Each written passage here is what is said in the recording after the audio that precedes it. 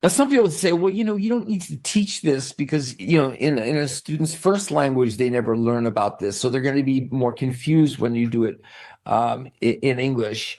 You don't need to focus on nouns, verbs, adjective, adverbs.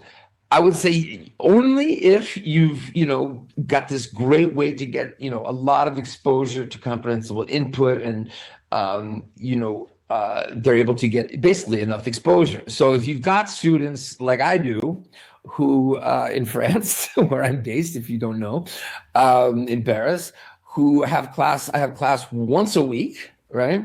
And if sometimes I have students who I have once a week in a program and they don't need this, and that's simply because they're getting enough English outside of class, between classes, but most of them aren't, or they haven't until now, and so they need some help looking at morphology and syntax. But then, wouldn't you want to give an example of a sentence where they can see how they work and where they are? So I'm not saying here, adjectives in English go before nouns, unless you have an auxiliary verb, right?